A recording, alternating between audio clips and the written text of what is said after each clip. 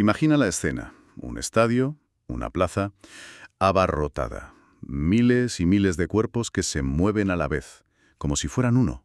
Una marea humana. Totalmente. Una marea humana entregada a una sola voz, a un líder, celebrando lo que el texto que vamos a ver hoy llama, sin ningún tipo de rodeos, la ceguera colectiva. Uf, qué directo. Directísimo. Dice el autor que toparse con algo así es recibir un golpe directo a la razón. Es que es una imagen de arranque potentísima, porque, bueno, todos la hemos visto de una forma u otra, y te obliga a pensar qué está pasando ahí de verdad por debajo de las banderas y de los cánticos. Exacto. Y con esa imagen, que es casi una bofetada, pues arrancamos nuestro análisis de hoy. Tenemos entre manos unos fragmentos de un texto que se titula La ceguera organizada de la multitud. Y la misión es, bueno, es desentrañar esa crítica tan dura, a veces incluso cruel, que hace a la mentalidad de masa. O como él insiste en llamarlo, el rebaño humano. Y yo creo que aquí es fundamental aclarar una cosa desde el principio, ¿eh? Aunque el ejemplo del principio es un mitin político, el argumento del autor va mucho, mucho más allá. No va de ideologías. Para nada, ni de izquierdas ni de derechas. Su bisturí apunta a algo más profundo, al gregarismo humano en sí mismo, a esa tendencia a agruparse y a cómo, a diferencia de los animales, el nuestro puede convertirse en una fuerza destructiva. Vale, pues vamos a meternos en materia con eso, porque rebaño humano es un término con una carga, muy negativa. ¿A qué se refiere exactamente el autor? ¿Qué características le da para justificar una palabra tan dura? No es simplemente un grupo de gente, ¿verdad? No, en absoluto. Y esa es la primera distinción clave. No es una cuestión de número. Es un estado mental. Exacto, un estado mental colectivo. El autor lo define casi por sus carencias, por lo que no hace. Según el texto, la masa no piensa, solo reacciona a estímulos. Reacciona, no reflexiona. Eso es. No examina las ideas, simplemente las imita, las repite y ya.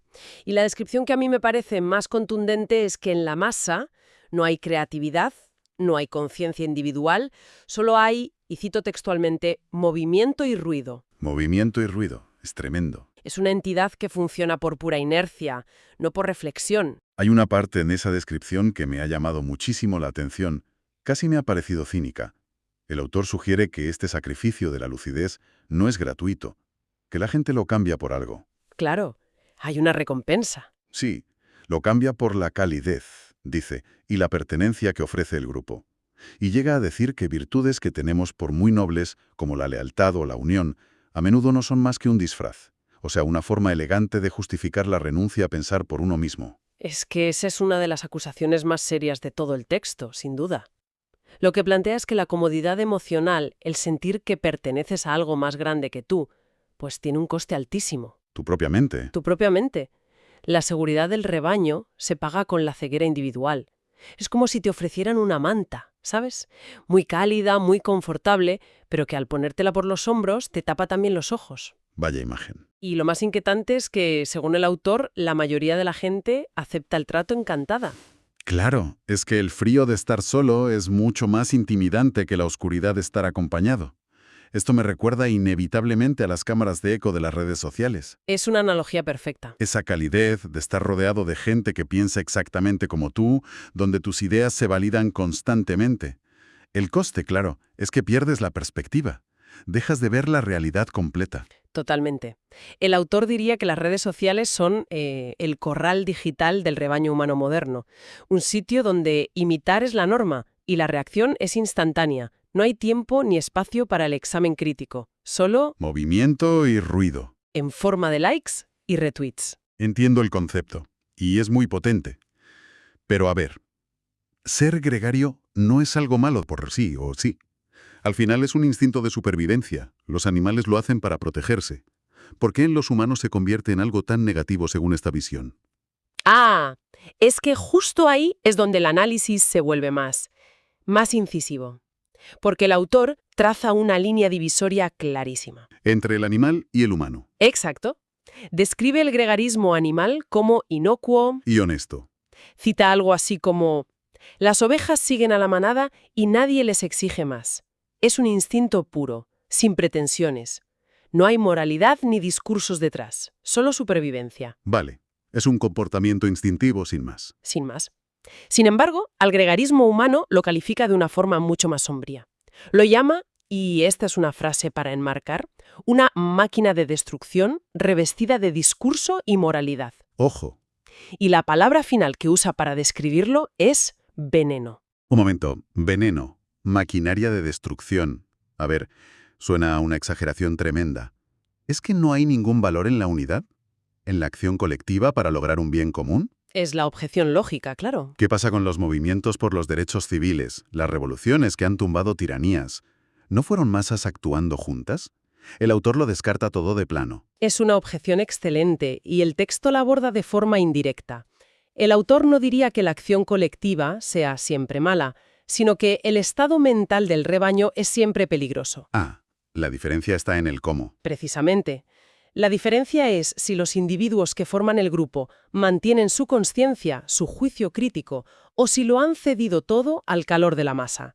El veneno del que habla no es la unión, es la obediencia ciega. Entiendo. Esa maquinaria de destrucción se activa cuando la masa, en su no pensamiento, determina políticas, legitima abusos, alimenta conflictos y, sobre todo, sostiene sistemas que aplastan a quienes no se conforman. O sea, que el problema no es que la gente se junte, es que deje de pensar en el momento en que lo hace. Has dado en el clavo. La idea central es que el poder destructivo de la masa no reside en la maldad de cada persona. De hecho, el texto sugiere que muchos individuos dentro del rebaño pueden ser buenas personas en su vida normal. Claro. El peligro reside en lo que el autor llama la estupidez masiva que se acepta y se reproduce como norma. No es que cada persona sea malvada, es que la suma de su no pensamiento crea un monstruo colectivo. Y ese monstruo es capaz de justificar cualquier atrocidad en nombre de la lealtad, la unidad o la causa que sea. La renuncia individual se convierte en una fuerza social arrolladora. Tal cual. Vale. El panorama que pinta es desolador. Entonces, si unirse al rebaño es tan peligroso, ¿qué pasa con la persona que no lo hace? El texto la describe como una figura arrinconada, obligada a observar el absurdo que todos los demás aceptan como normal. Francamente, suena a una posición muy solitaria, casi la de una víctima.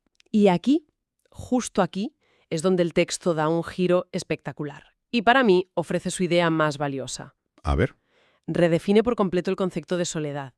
No la presenta como una carencia, un fracaso social, que es como solemos verla. De hecho, nos obliga a distinguir entre dos formas muy, muy diferentes de estar fuera del grupo. ¿De acuerdo? ¿Cuáles son esas dos formas? Por un lado, está lo que el autor llama el verdadero aislado. Y según esta lógica, el aislado no es simplemente quien está solo. El aislado es aquel que está fuera del rebaño, pero quiere entrar. exacto. Anhela desesperadamente pertenecer a él. Sufre porque no consigue integrarse en esa calidez colectiva de la que hablábamos. Su soledad es una condena, una falta, un anhelo que no se cumple. Vale. Esa es la figura que normalmente asociaríamos con el aislamiento. La persona que no encaja y sufre por ello. Pero luego está la otra figura, la que el texto eleva, el individuo consciente. Esta persona también está físicamente fuera del rebaño, pero no se siente aislada. Para ella, esa distancia no es una carencia, es la condición indispensable para su lucidez. El espacio que necesita. Es el espacio que necesita para poder pensar con claridad lejos del movimiento y el ruido. De hecho, el texto es muy cuidadoso con las palabras. No lo llama aislado, lo llama testigo. Testigo. Ostras, es que solo cambiar la palabra lo transforma todo. Le quita por completo esa carga de victimismo y le da una especie de poder silencioso. Exacto. Un aislado es alguien a quien le falta algo, la pertenencia. Un testigo es alguien que tiene algo que los demás no tienen, la visión clara. Su soledad no es un vacío que hay que llenar, es la fuente misma de su entendimiento. Es un acto de afirmación. O sea que el verdadero drama no es estar solo. El verdadero drama es querer estar dentro del rebaño y no poder. El que sufre es el que golpea la puerta del corral para que le dejen entrar a la fiesta de la ceguera. Has dado en el clavo. Esa es la inversión total de nuestra idea de la soledad. La persona lúcida de la que habla el texto no siente lástima por sí misma. Su soledad no es aislamiento, es plenitud. ¿Es claridad?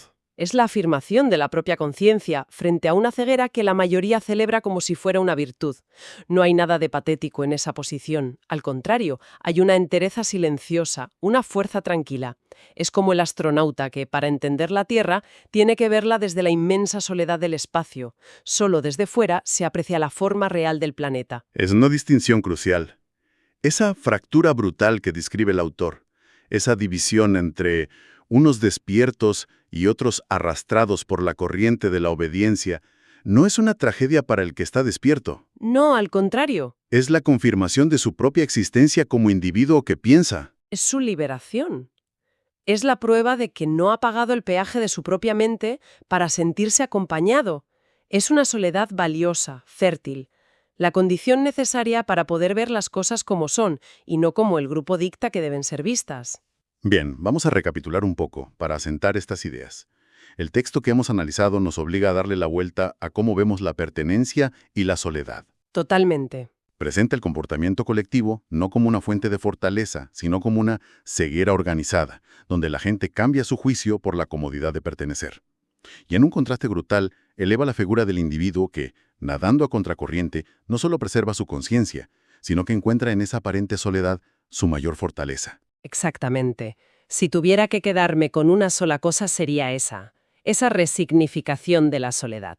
El texto la transforma de un posible fracaso de integración social a la herramienta indispensable para pensar con claridad. No es estar solo, es ser capaz de estar con uno mismo. Para poder pensar.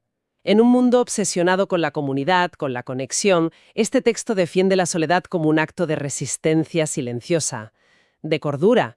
Nos propone que quizá la pregunta más valiente que uno puede hacerse no es ¿de qué lado estoy?, sino ¿estoy pensando por mí mismo? Sin duda. El texto deja claro que la fuerza del rebaño, su capacidad para imponer su visión y aplastar a quien no está de acuerdo, reside en su número, en la abrumadora presión de la mayoría. Y eso, después de todo este análisis, nos deja con una pregunta final flotando en el aire. Una idea para darle vueltas. Dispara. Si la fuerza del rebaño reside en su número aplastante, ¿qué tipo de poder reside entonces en la lucidez de un único individuo que observa desde fuera?